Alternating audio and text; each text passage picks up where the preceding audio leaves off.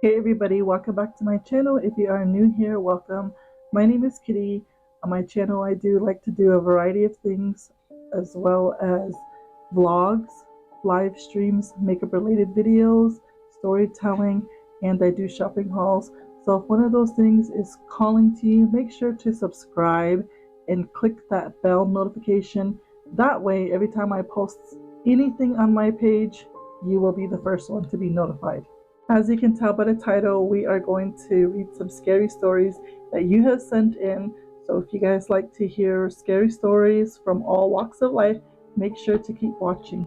If you see me looking down a lot, it's because I'm looking at my device so that I can physically read these stories to you, and these will be my very first impressions with you as well. This first story comes from New Mexico. Hello, Miss Kitty. It's blank again.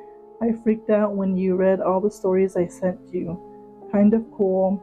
Well, I got a couple more, and I don't think they're that scary, but here we go.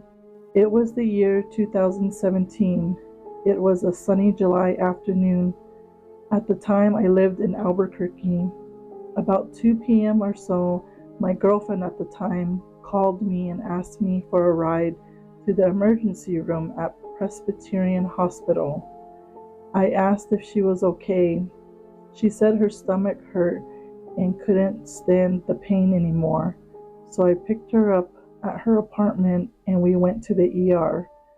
After she was done, I was taking her home, but I took her to the 24-hour Walgreens. Only one that was open was on Montgomery and San Mateo. It was very late, around 1 a.m. We got the prescription and then started to take her home. I drove down San Mateo to the street called Central. I turned on Central east toward the mountains. On the way, we passed a small casino called The Downs. As we pulled up to the stoplight, the casino is on my left side and Mineral and Gem Store is on my right side. My girlfriend was leaning back and looked out at the people on the street. She says, "Oh my God, did you see that?" I said, "No." She said, "I saw a woman turn into a dog or a coyote." She said its eyes are red. She screamed, "Go!" I looked at what she was looking at. It looked bigger than a coyote, more like a tall wolf with red eyes that was walking toward us. I stepped on the gas and took off. There were other vehicles around us, so I wasn't worried. We got back to her place and we went inside. She asked me, "What the hell was that?" I didn't want to get her scared, so I said, "I don't know," but I knew what it was. I never thought I would see a skinwalker in the city. Why did I have to say that word and it's nighttime? The next day, I had to leave for work. She asked me to stay and I said I can't, but I'll be back after work. Out of curiosity, I called my friend who is a medicine man, or I should say deals with situations like this. I told him what happened and he said, "I'll call you back later." After work, I waited. Then around 7:30, he called me. My girlfriend was there, so I put him on speaker. He starts to explain, "You guys were not supposed to see that.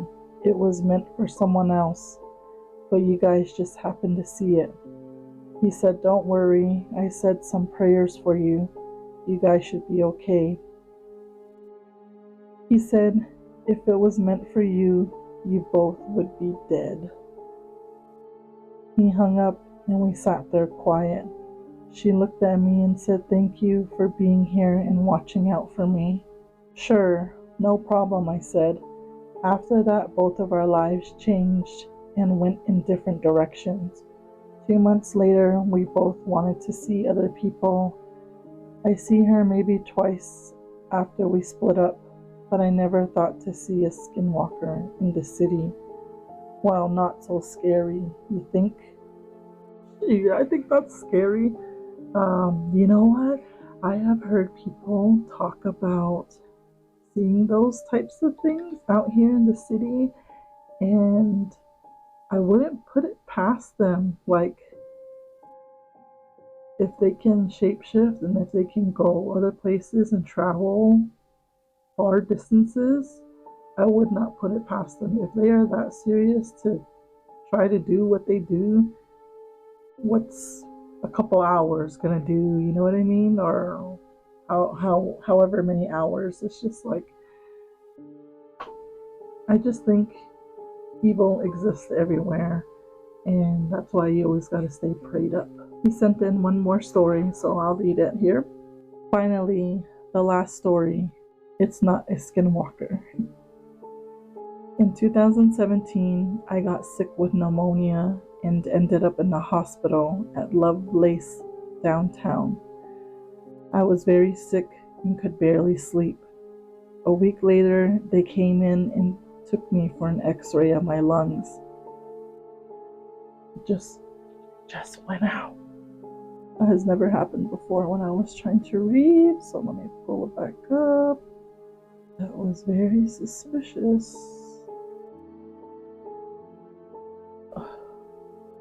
Kind of creepy. Okay, let's try it again. It's 12:28 at night, and I'm reading these stories for you guys, so you guys better appreciate it. They came to take me for an x-ray of my lungs. There was a little old lady with white hair in the next room. I guess when I was away, she flatlined and passed away. 2 hours later, they brought me back, and before I laid down and used the restroom, a couple of minutes go by and I drift off to sleep. Around 1:30 in the morning, I wake up to sit on the side of my bed, coughing. I looked around and drank some ice water and sat still. Another 5 minutes go by, and that old white lady with the white hair walked by in the hallway. Now, at night, the hospital turns majority of the lights off. Maybe one light is up in the hallway in certain sections. About a half hour later, I seen her in the waiting room, just sitting, looking out the window. I got nervous because she looked at me. I can see her on my side vision. I buzzed the nurse, and she came in and asked if I could get something to help me sleep, so she got it. The next 2 weeks goes on like this. I just stayed in my room and closed the door. So they discharged me. 2 weeks later, and my brother came to get me. I told him about the incident. He said which floor, and I told him it was the 5th. He looks up and says, "You mean that lady?" I looked up and said, "No, that lady has blonde hair, and the old lady has white hair, like bone white." Well, Miss Kitty, there's some more stories that aren't too scary, but will freak you a little bit. Good night, and don't get too scared. How the hell did you know I'm reading these at nighttime? Man, thank you for sending in that story. First one was creepy. Second one, I just can imagine being alone in a hospital with nobody around, because that's usually how it is when I go, if I ever am in the hospital. And yeah, definitely would not want to see no ghost people there, so yeah, no for me. Let's get into the next one. This next story comes from Alaska. Hi Kitty, I enjoy your stories and thought I'd send my own in. It's true.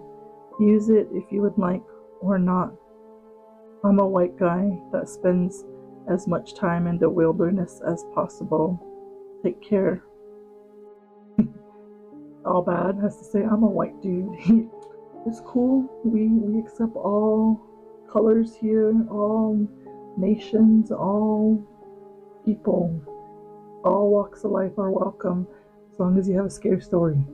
In 2012, I moved to a remote town in Alaska because I love the forest and streams.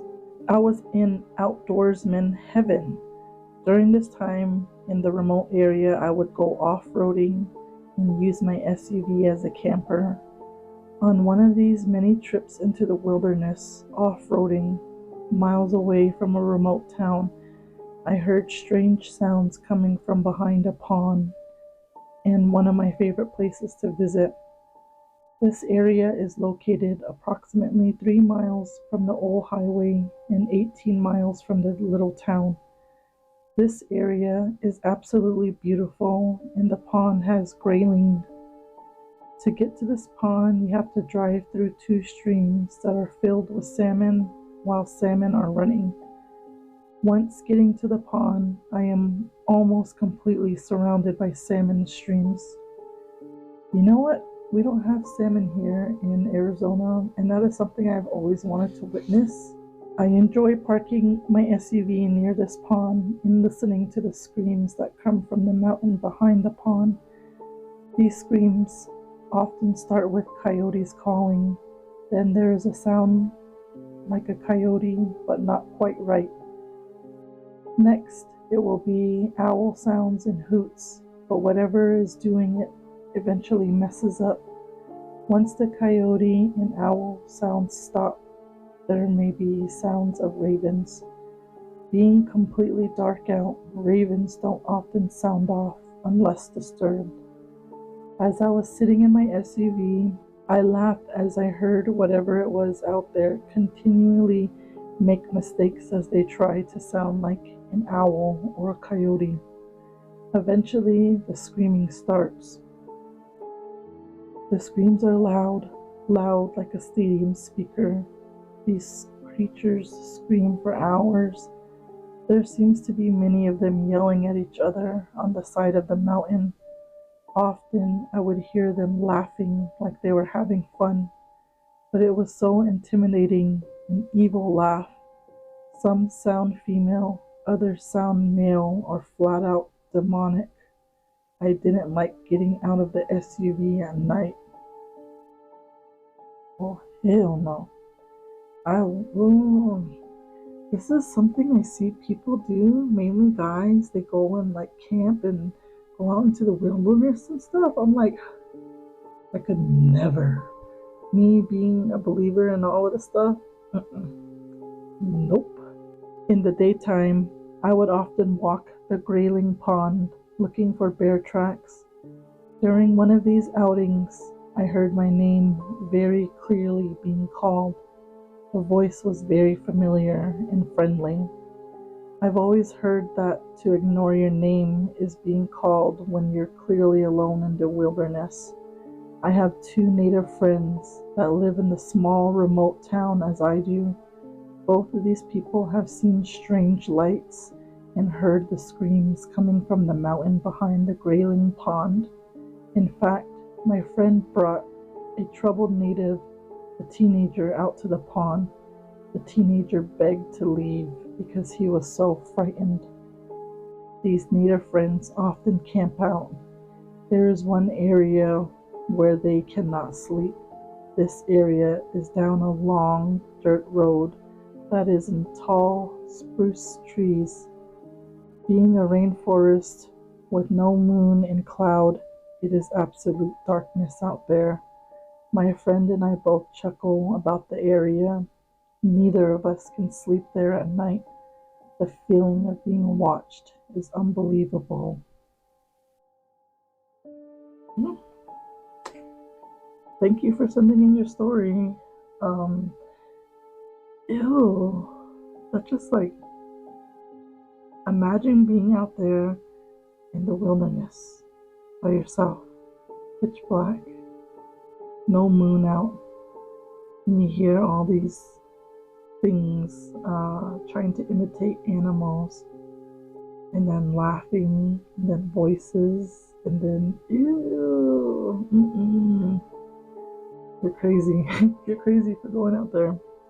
But thank you for sharing your story. That is all I have for today. please make sure to send in your story, or it could be a story that you have heard that you know very well from somebody, a friend of a friend of the family, an ex-snag, whatever.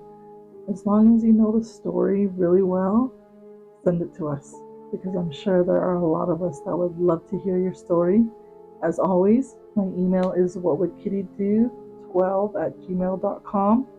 Send it there, and I will do my best to include it in an upcoming video here. Thank you all for sticking with me until the very end of this video. Don't forget to give this video a big thumbs up, and don't forget to subscribe if you haven't already. I am on my way to 10K, so help me out by supporting me by subscribing and clicking that bell notification so that you're always notified anytime I post something here on my channel. You guys have a good night. We'll see you in the next video.